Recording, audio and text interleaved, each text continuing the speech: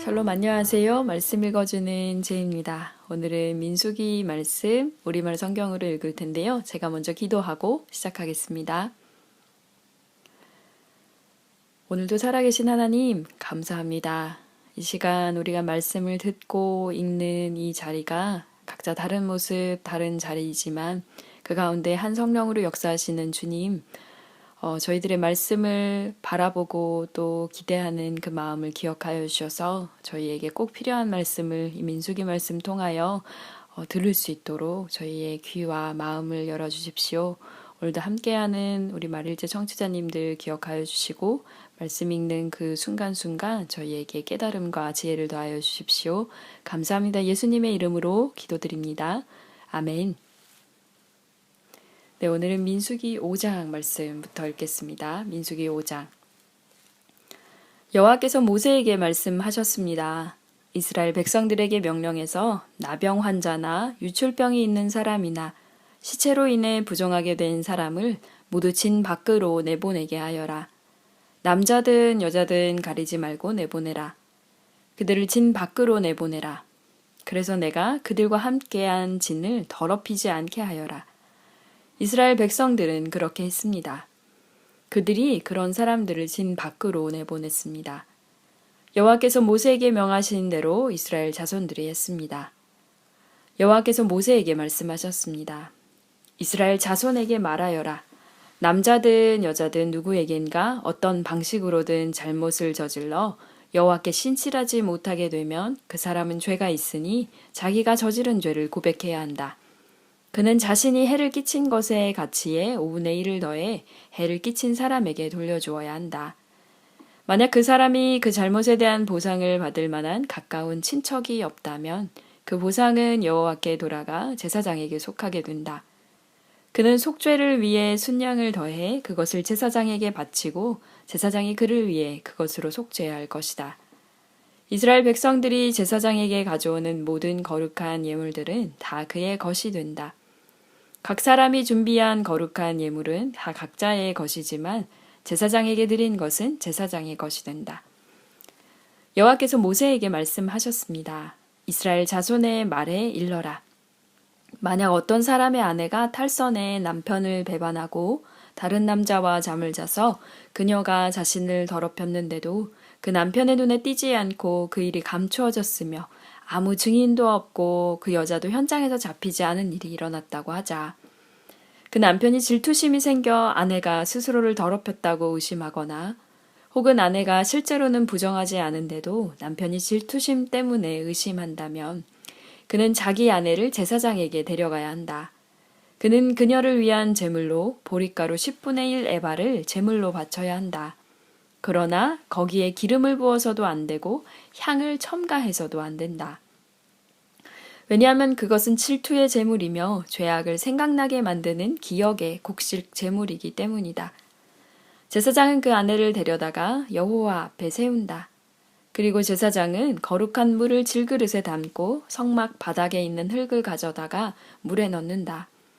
제사장은 그 여자를 여호와 앞에 세우고 난 후에 그 머리를 풀게 하고 생각나게 하는 곡식제물, 곧 질투의 곡식제물을 그 여자의 손에 둔다.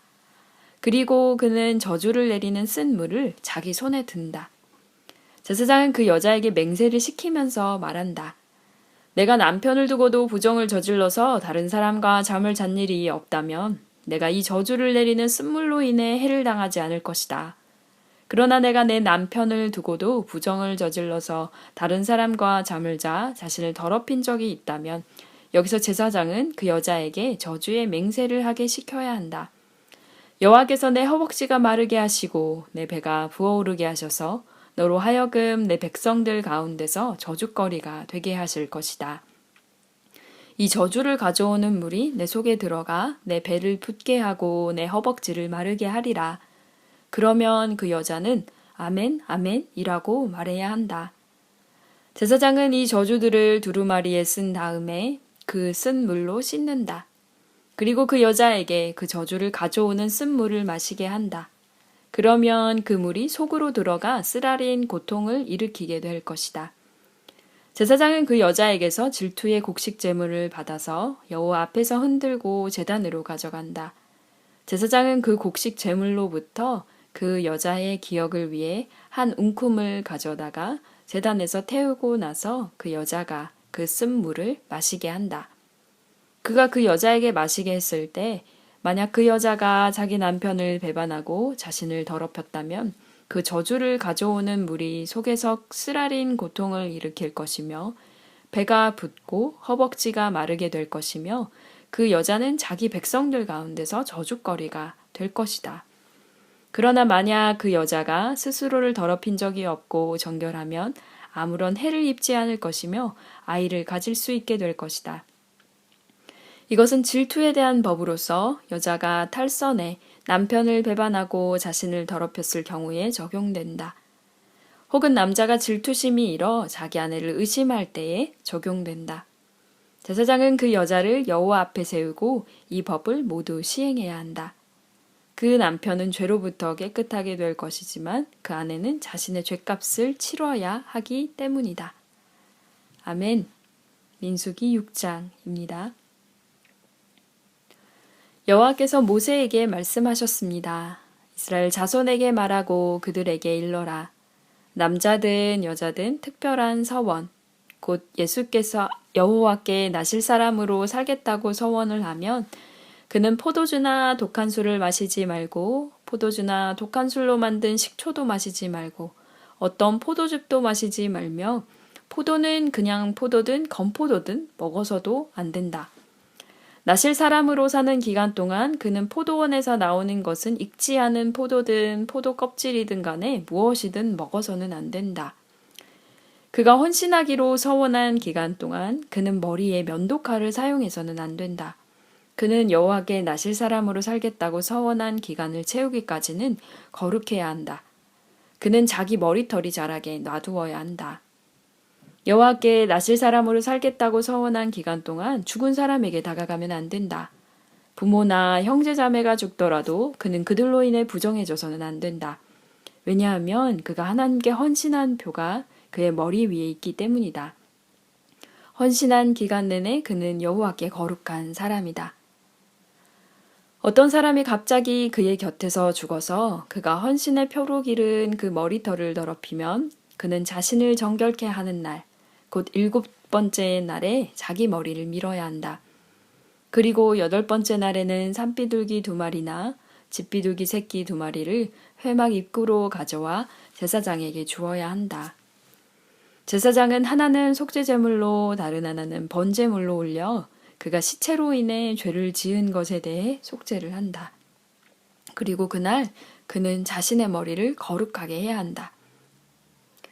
그는 여호와께 나실 사람으로 살겠다고 헌신하는 기간을 다시 서원하고 1년 된 순양 하나를 속건 제물로 바쳐야 한다. 그가 나실 사람으로 살겠다는 자신의 서원을 더럽혔기 때문에 지나간 날들은 무효가 된다. 이제 나실 사람으로 헌신한 기간이 끝났을 때 나실 사람에 관한 법이다. 그를 회막 입구에 데려간다. 거기서 여호와께 예물을 드리는데 1년 된 흠없는 순양 1마리를 번제물로 드리고 1년 된 흠없는 암양 1마리를 속죄제물로 드리고 흠없는 순양 1마리는 화목제물로 드린다. 그리고 누룩 없는 빵 한 광주리와 고운 가루에 기름을 섞은 덩어리들과 기름을 바른 누룩 없는 얇은 빵들과 함께 곡식제물들과 전제물들을 드린다. 제사장은 그것들을 여호와 앞으로 가져가 속죄제와 번제로 드린다. 또한 누룩 없는 빵 한 광주리와 함께 순양을 화목제물로 여호와께 드린다. 제사장은 곡식제물과 전제물도 함께 드린다. 그러고 나서 회막문에서 나실 사람은 자신의 구별된 머리털을 밀어낸다. 그는 그 머리털을 화목제물 밑에 불 속에 넣는다. 나실 사람이 구별된 머리털을 민 후에 제사장은 삶은 순양의 어깨와 광주리 속에 누룩 없는 빵 하나와 누룩 없는 얇은 빵 하나를 가져다가 그 사람의 손에 놓아준다. 그러고 나서 제사장은 여호와 앞에 그것들을 요제로서 흔들어 바쳐야 한다. 그것들은 흔들어 바친 가슴과 들어올려 바친 넓적다리와 함께 거룩함으로 제사장의 몫이다. 그 이후에야 나실 사람은 포도주를 마셔도 된다. 이것은 나실 사람에 대한 법이다. 그리고 나실 사람으로 헌신할 때 바치는 것 말고도 예물을 더 바치기로 맹세했다면 그는 나실 사람에 대한 율법에 따라 자신이 한 맹세대로 실행해야 한다. 여호와께서 모세에게 말씀하셨습니다. 아론과 그 아들들에게 말하여라. 너희는 이렇게 이스라엘 자손을 축복해 말하여라. 여호와께서 너를 축복하시고 너를 지키시기를 비노라. 여호와께서 그 얼굴을 내게 비추시고 내게 은혜 베푸시기를 비노라. 여호와께서 그 얼굴을 너를 향해 드시고 내게 평강 주시기를 비노라. 그렇게 그들이 내 이름으로 이스라엘 백성들을 축복하면 내가 그들에게 복을 내릴 것이다. 아멘. 민수기 7장입니다. 모세가 성막 세우기를 마쳤을 때 성막에 기름을 붓고 성막과 그 모든 물품들과 제단과 그 모든 물품들을 거룩하게 했습니다. 그렇게 그가 그것들에 기름을 붓고 거룩하게 했습니다. 그러고 나서 이스라엘의 지도자들 곧 각 가문의 우두머리들이 예물을 가져왔는데 그들은 각 지파의 지도자들이자 등록하는 일을 한 감독들이었습니다. 그들은 여호와 앞에 예물로 6대의 수레와 소 12마리를 드렸습니다. 곧 지도자 한 사람당 소 한 마리씩, 지도자 두 사람당 수레 한 대씩이었습니다. 그들은 이것들을 성막 앞으로 가져왔습니다. 여호와께서 모세에게 말씀하셨습니다. 이것들을 그들에게서 받아 회막에서 일할 때 쓰게 하여라. 이것들을 각자의 임무에 맞추어서 쓸 수 있도록 레위 사람들에게 주어라. 그래서 모세는 그 수레들과 소들을 받아 레위 사람들에게 주었습니다. 그는 게르손 족속에게 그 필요에 따라 수레 2대와 소 4마리를 주었고 므라리 자손에게도 그 필요에 따라 수레 4대와 소 8마리를 주었습니다. 그들의 임무는 모두 아론의 아들인 제사장 이다말의 지시 아래 있었습니다. 모세가 고앗 자손에게는 아무것도 주지 않았는데 그것은 성소에서 그들의 임무가 어깨로 운반하는 일이었기 때문입니다. 제단에 기름을 부을 때 지도자들이 제단 봉헌 예물을 가져왔습니다. 지도자들은 자신들의 예물을 제단 앞에 내어놓았습니다. 여호와께서 모세에게 말씀하셨습니다. 제단의 봉헌을 위해 날마다 지도자 한 명씩 예물을 가져오게 하여라. 첫날 예물을 바친 사람은 유다 지파 암민나답의 아들 나손이었습니다. 그의 예물은 성소의 세겔 단위로 해서 130세겔 나가는 음접시 1개와 70세겔 나가는 은대 1개에 곡식 제물로 쓰기 위해 기름 섞인 고운 가루를 가득 담은 것과 10세겔 나가는 금대접 1개에 향품을 가득 담은 것과 번제물로 쓸 새끼 소 1마리, 순양 1마리, 1년 된 새끼 순양 1마리와 속죄제물로 쓸 순염소 1마리와 화목제의 희생제물로 쓸 소 2마리, 순양 5마리, 순염소 5마리, 1년 된 새끼 순양 5마리였습니다. 이것이 암미나답의 아들 나손의 예물이었습니다. 둘째 날에는 이사갈 지파의 지도자인 수알의 아들 느다넬이 예물을 드렸습니다. 그의 예물은 성소의 세겔 단위로 해서 130세겔 나가는 은접시 1개와 70세겔 나가는 은대 1개에 곡식 제물로 쓰기 위해 기름 섞인 고운 가루를 가득 담은 것과 10세겔 나가는 금대접 1개에 향품을 가득 담은 것과 번제물로 쓸 새끼 소 1마리, 순양 1마리, 1년 된 새끼 순양 1마리와 속죄제물로 쓸 순염소 1마리와 화목제의 희생제물로 쓸 소 2마리, 순양 5마리, 순염소 5마리, 1년 된 새끼 순양 5마리였습니다. 이것이 수알의 아들 느다넬의 예물이었습니다. 셋째 날에 스불론 자손의 지도자인 헬론의 아들 엘리압이 예물을 드렸습니다. 그의 예물은 성소의 세겔 단위로 해서 130세겔 나가는 은접시 1개와 70세겔 나가는 은대야 1개에 곡식 제물로 쓰기 위해 기름 섞인 고운 가루를 가득 담은 것과 10세겔 나가는 금대접 1개에 향품을 가득 담은 것과 번제물로 쓸 새끼 소 1마리, 순양 1마리, 1년 된 새끼 순양 1마리와 속죄제물로 쓸 순염소 1마리와 화목제의 희생제물로 쓸 소 2마리, 순양 5마리, 순염소 5마리, 1년 된 새끼 순양 5마리였습니다. 이것이 헬론의 아들 엘리압의 예물이었습니다. 넷째 날에는 르벤 자손의 지도자인 스데울의 아들 엘리술이 예물을 드렸습니다. 그의 예물은 성소의 세겔 단위로 해서 130세겔 나가는 은접시 1개와 70세겔 나가는 은대야 1개에 곡식 제물로 쓰기 위해 기름 섞인 고운 가루를 가득 담은 것과 10세겔 나가는 금대접 1개에 향품을 가득 담은 것과 번제물로 쓸 새끼소 1마리, 순양 1마리, 1년 된 새끼 순양 1마리와 속죄제물로 쓸 순염소 1마리와 화목제의 희생제물로 쓸 소 2마리, 순양 5마리, 순염소 5마리, 1년 된 새끼 순양 5마리였습니다. 이것이 스데울의 아들 엘리술의 예물이었습니다. 다섯째 날에는 시므온 자손의 지도자인 수리사떼의 아들 슬루미엘이 예물을 드렸습니다.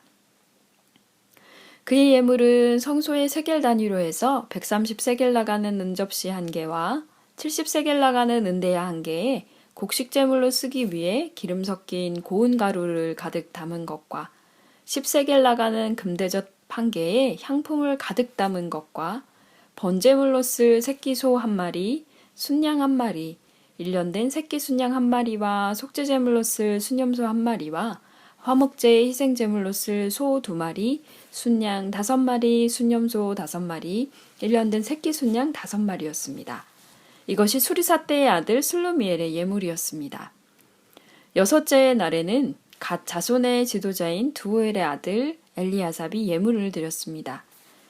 그의 예물은 성소의 세겔 단위로 해서 130세겔 나가는 은접시 1개와 70세겔 나가는 은대야 1개에 곡식 제물로 쓰기 위해 기름 섞인 고운 가루를 가득 담은 것과 10세겔 나가는 금대접 1개에 향품을 가득 담은 것과 번제물로 쓸 새끼소 1마리, 순양 1마리, 1년 된 새끼 순양 1마리와 속죄제물로 쓸 순염소 1마리와 화목제의 희생제물로 쓸 소 2마리, 순양 5마리, 순염소 5마리, 1년 된 새끼 순양 5마리였습니다. 이것이 드우엘의 아들 엘리아삽의 예물이었습니다. 일곱째 날에는 에브라임 자손의 지도자인 암미옷의 아들 엘리사마가 예물을 드렸습니다. 그의 예물은 성소의 세겔 단위로 해서 130세겔 나가는 은접시 1개와 70세겔 나가는 은대야 1개에 곡식 제물로 쓰기 위해 기름 섞인 고운 가루를 가득 담은 것과 10세겔 나가는 금대접 1개에 향품을 가득 담은 것과 번제물로 쓸 새끼소 1마리, 순양 1마리, 1년 된 새끼 순양 1마리와 속죄제물로 쓸 순염소 1마리와 화목제의 희생제물로 쓸 소 2마리, 순양 5마리, 순염소 5마리, 1년 된 새끼 순양 5마리였습니다. 이것이 암미옷의 아들 엘리사마의 예물이었습니다. 여덟째 날에는 므낫세 자손의 지도자인 부다술의 아들 가말리엘이 예물을 드렸습니다. 그의 예물은 성소의 세겔 단위로 해서 130세겔 나가는 은접시 1개와 70세겔 나가는 은대야 1개에 곡식 제물로 쓰기 위해 기름 섞인 고운 가루를 가득 담은 것과 10세겔 나가는 금대접 1개에 향품을 가득 담은 것과 번제물로 쓸 새끼소 1마리, 순양 1마리, 1년 된 새끼 순양 1마리와 속죄제물로 쓸 순염소 1마리와 화목제의 희생제물로 쓸 소 2마리, 순양 5마리, 순염소 5마리, 1년 된 새끼 순양 5마리였습니다. 이것이 부다술의 아들 가말리엘의 예물이었습니다. 아홉째 날에는 베냐민 자손의 지도자인 기드오니의 아들 아비단이 예물을 드렸습니다.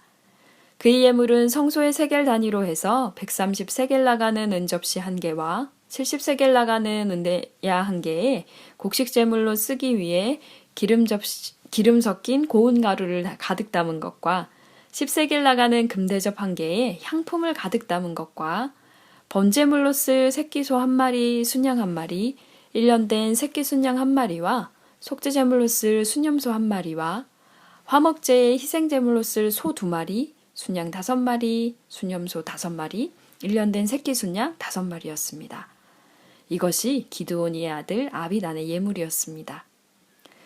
열째 날에는 단 자손의 지도자인 암미사떼의 아들 아히에셀이 예물을 드렸습니다. 그의 예물은 성소의 세겔 단위로 해서 130세겔 나가는 은접시 1개와 70세겔 나가는 은대야 1개에 곡식제물로 쓰기 위해 기름 섞인 고운 가루를 담은 것과 10세겔 나가는 금대접 1개에 향품을 가득 담은 것과 번제물로 쓸 새끼소 1마리, 순양 1마리, 1년 된 새끼 순양 1마리와 속죄제물로 쓸 순염소 1마리와 화목제의 희생제물로 쓸 소 2마리, 순양 5마리, 순염소 5마리, 1년 된 새끼 순양 5마리였습니다. 이것이 암미사 때의 아들 아히에셀의 예물이었습니다. 11째 날에는 아셀 자손의 지도자인 오그란의 아들 바기엘이 예물을 드렸습니다. 그의 예물은 성소의 세겔 단위로 해서 130세겔 나가는 은접시 1개와 70세겔 나가는 은대야 1개에 곡식제물로 쓰기 위해 기름 섞인 고운 가루를 가득 담은 것과 10세겔 나가는 금대접 1개에 향품을 가득 담은 것과 번제물로 쓸 새끼소 1마리, 순양 1마리, 1년 된 새끼 순양 1마리와 속죄제물로 쓸 순염소 1마리와 화목제의 희생제물로 쓸 소 2마리, 순양 5마리, 순염소 5마리, 1년 된 새끼 순양 5마리였습니다. 이것이 오그란의 아들 바기엘의 예물이었습니다. 12째 날에는 납달리 자손의 지도자인 에난의 아들 아히라가 예물을 드렸습니다. 그의 예물은 성소의 세겔 단위로 해서 130세겔 나가는 은접시 1개와 70세겔 나가는 은대야 1개에 곡식제물로 쓰기 위해 기름 섞인 고운 가루를 가득 담은 것과 10세겔 나가는 금대접 1개에 향품을 가득 담은 것과 번제물로 쓸 새끼소 1마리, 순양 1마리, 1년 된 새끼 순양 1마리와 속죄제물로 쓸 순염소 1마리와 화목제의 희생제물로 쓸 소 2마리, 순양 5마리, 순염소 5마리, 1년 된 새끼 순양 5마리였습니다. 이것이 에난의 아들 아히라의 예물이었습니다. 제단에 기름을 부을 때 이스라엘의 지도자들이 가져온 예물은 은접시가 12개, 은대야가 12개, 금대접이 12개였습니다. 은접시들이 각각 130세겔씩 나가며 대야들은 각각 70세겔씩 나가서 성소의 세겔로 재면 은의 무게는 다 합쳐 2400세겔이었습니다. 향품이 가득 담긴 금접시들은 성소 세겔로 각각 10세겔씩 나갔으니 금접시들의 무게는 다 합쳐 120세겔이었습니다. 번제물로 쓰일 가축의 수는 다 합쳐 수송아지가 12마리, 순양이 12마리, 1년 된 어린 순양이 12마리였으며 곡식제물도 있었습니다. 그리고 속죄제물로 쓰인 순염소가 12마리였습니다. 화목제물로 쓰인 가축의 수는 다 합쳐 수소가 24마리, 순양이 60마리, 순염소가 60마리, 1년 된 어린 순양이 60마리였습니다. 이것들은 제단에 그 기름이 부어진 후에 드려진 예물이었습니다. 모세가 회막으로 들어가서 여호와께 말씀드리려고 할 때 증거궤 위에 있는 속죄소로부터 곧 두 그룹 사이로부터 그에게 말씀하시는 음성을 들었습니다. 이렇게 여호와께서는 그에게 말씀하셨습니다. 아멘. 민수기 8장입니다. 여호와께서 모세에게 말씀하셨습니다. 아론에게 말해 일러라. 내가 등을 켤 때 7등잔이 등잔 받침대 앞쪽을 비추게 하여라. 아론은 그대로 해 여호와께서 모세에게 명하신 대로 등을 켤 때 등잔 받침대 앞쪽을 향해 비추도록 했습니다. 등잔 받침대는 금을 두드려 만든 것인데 밑받침부터 꽃 모양까지 두드려 만들었습니다. 여호와께서 보여주신 모양대로 모세가 등잔 받침대를 만들었습니다. 여호와께서 모세에게 말씀하셨습니다. 이스라엘 자손 가운데 레위 사람들을 데려다가 정결하게 하여라.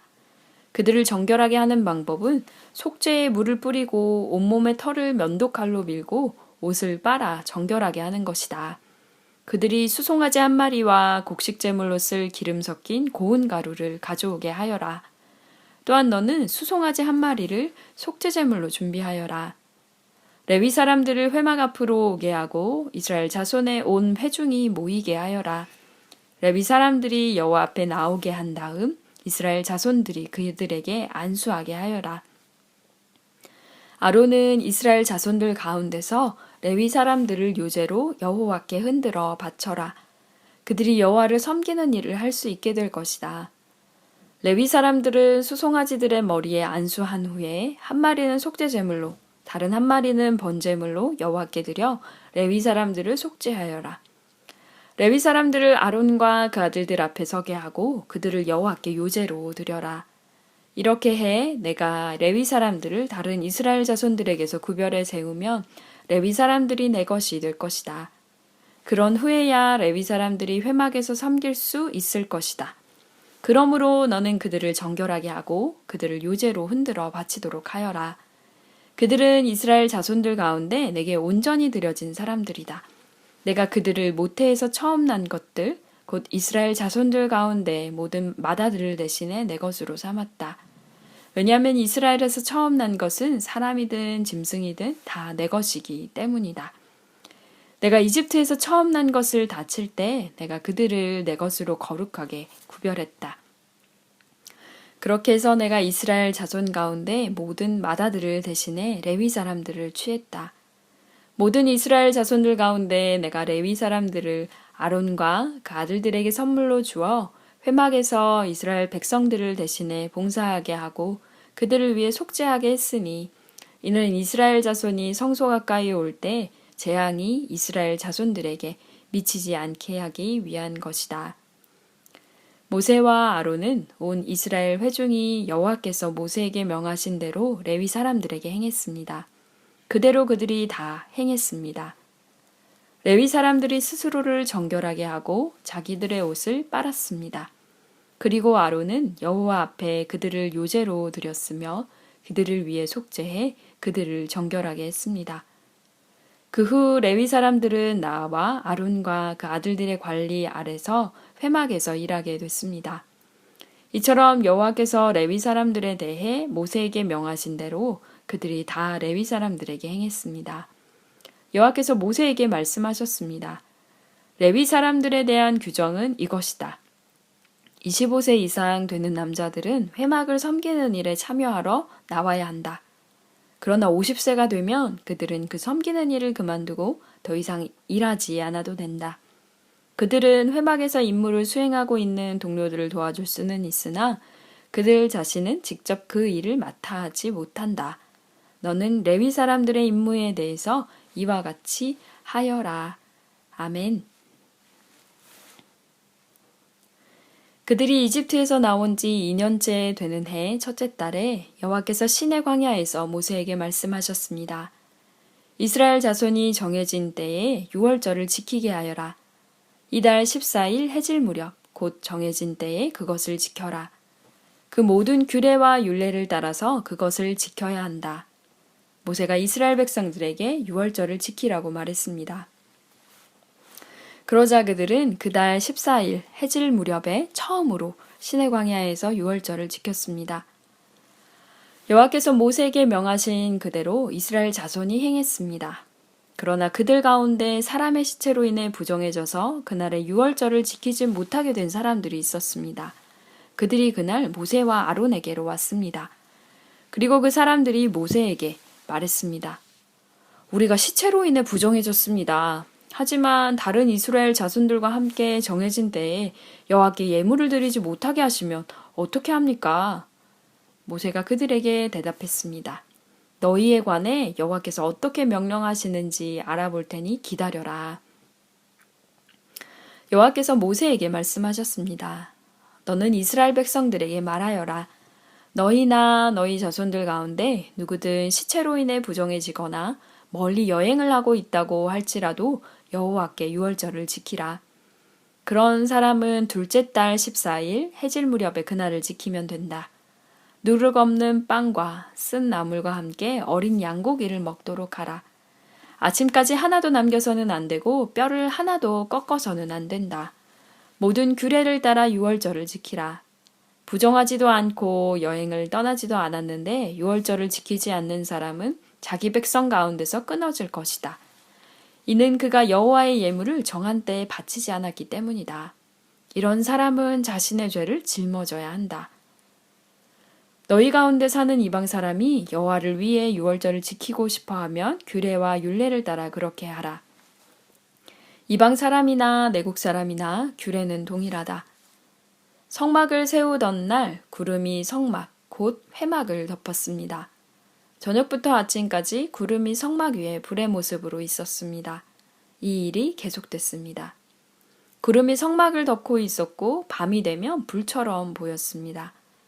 구름이 성막 위에서 떠오를 때면 이스라엘 백성들은 길을 떠났습니다. 그리고 구름이 머무르면 이스라엘 백성들은 진을 쳤습니다. 여호와의 명령을 따라 이스라엘 자손이 길을 떠나고 여호와의 명령을 따라 진을 쳤습니다. 구름이 성막 위에 머물러 있는 동안 그들은 진을 치고 머물렀습니다. 구름이 성막 위에 오랫동안 머무를 때는 이스라엘 백성들은 여호와의 지시에 순종해 길을 떠나지 않았습니다. 때로는 구름이 성막 위에 며칠만 머물 때도 있었습니다. 그들은 여호와의 명령을 따라 진을 쳤고 여호와의 명령을 따라 길을 떠났습니다. 때로는 구름이 저녁부터 아침까지만 머물러 있을 때도 있었습니다. 그런 때 그들은 아침에 구름이 떠오르면 길을 떠났습니다. 낮이든 밤이든 구름이 움직이면 그들은 길을 떠났습니다. 이틀이고 한 달이고 1년이고 구름이 성막 위에 머무르면 이스라엘 자손은 진에 머무르고 길을 떠나지 않았습니다. 그러다 구름이 떠오르면 그들은 길을 떠났습니다. 여호와의 명령을 따라 그들은 진을 치고 여호와의 명령을 따라 길을 떠났습니다.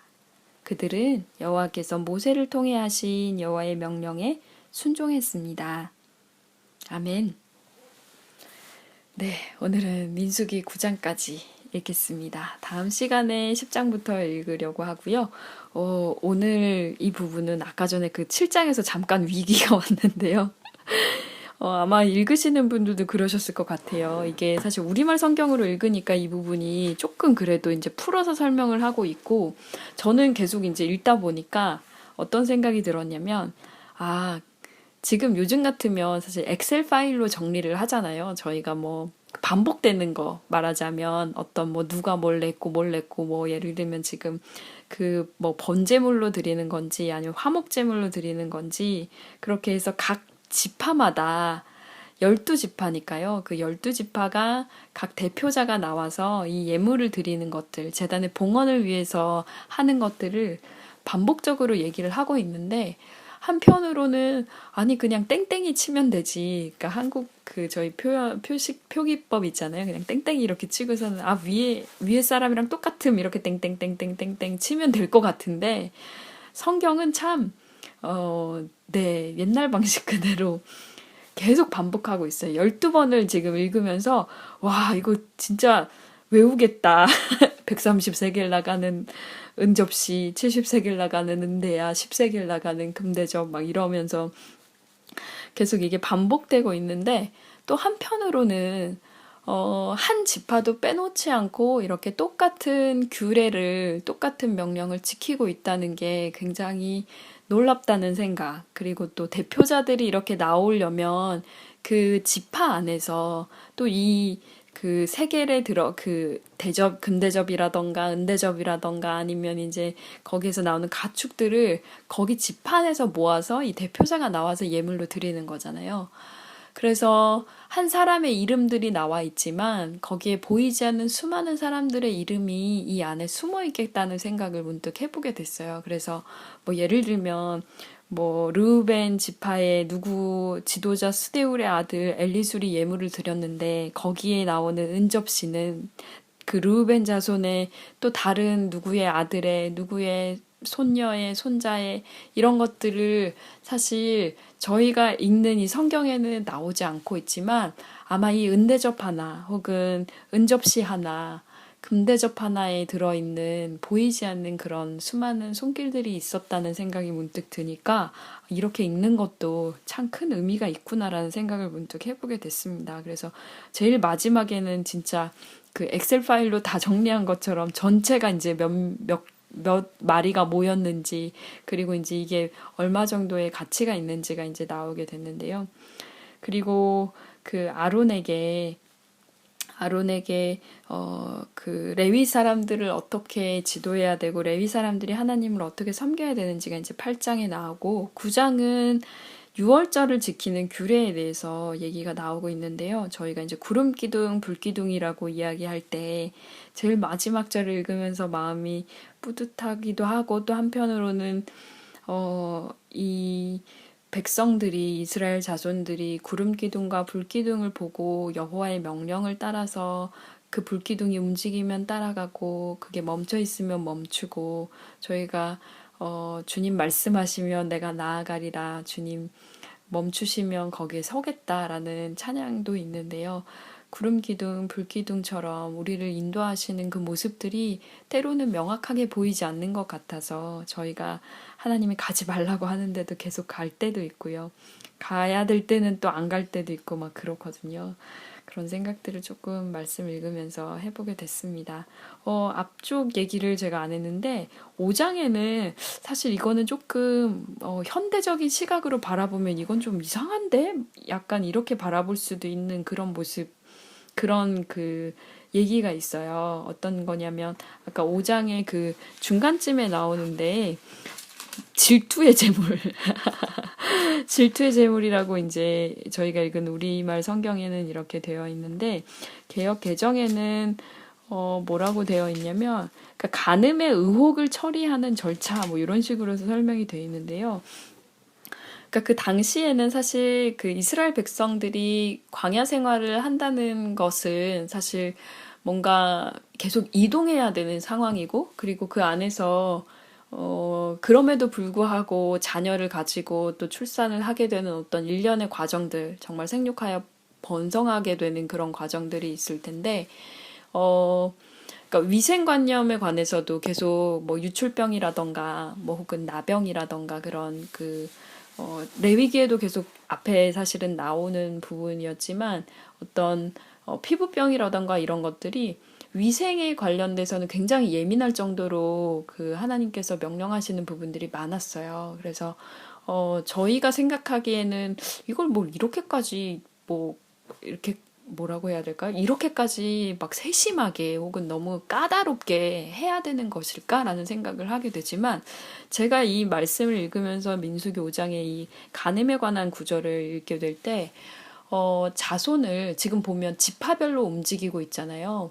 그래서 여성에게는 출산할 수 있고 그 임신과 출산이라는 것들을 할 수 있는 게 여성이고 그리고 또 그 여성이 어떤 남성과 관계를 맺었기에 이런 아이를 가졌는지는 그 지파에 어떻게 보면 흥망성쇠 혹은 이 지파가 어디로 이렇게 뻗어나갈 수 있는지를 볼 수 있는 어떻게 보면 하나의 시금석이 될 수도 있는 것이었거든요.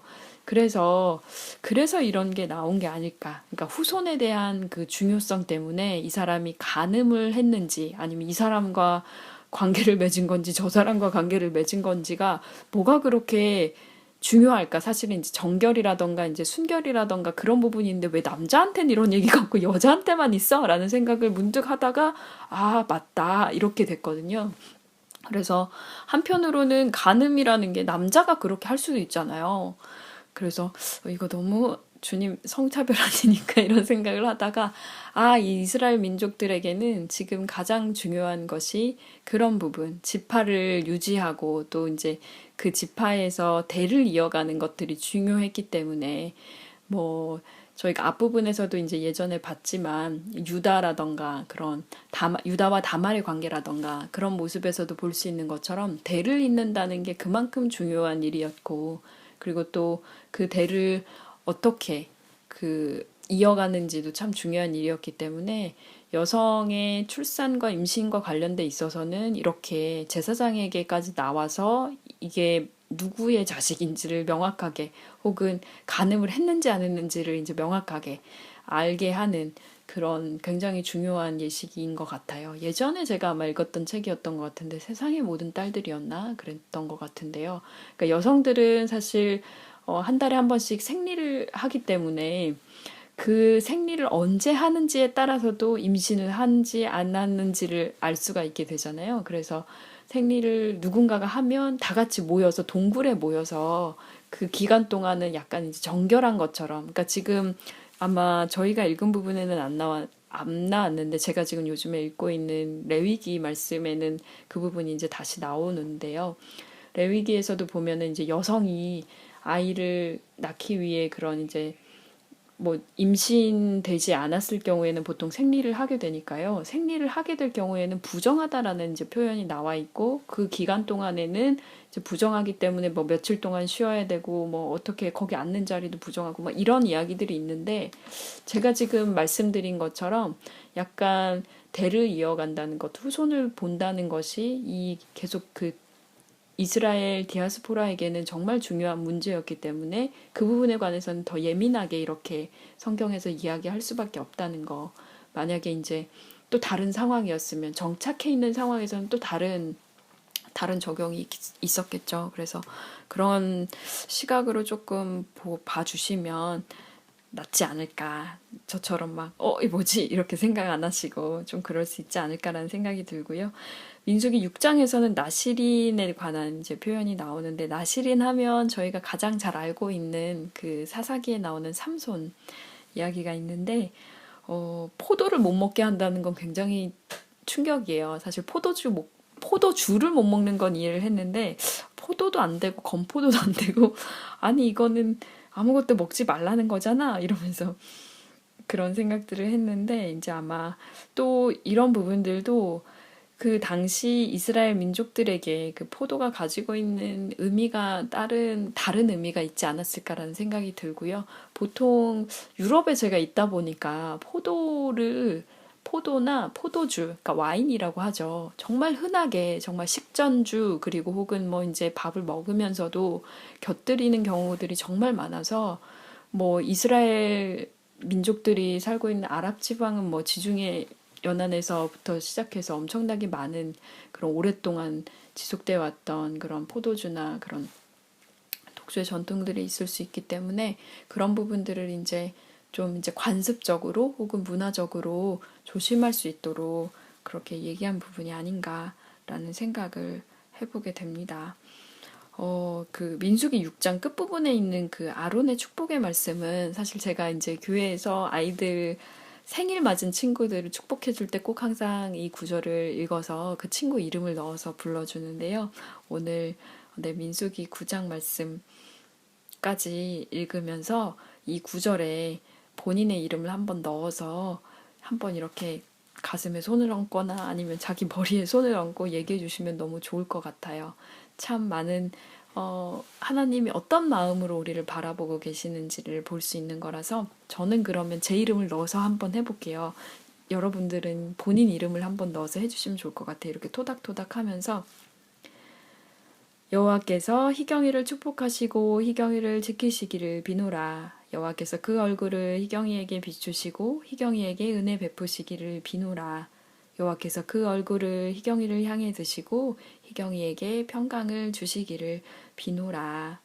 아멘. 네, 토닥토닥.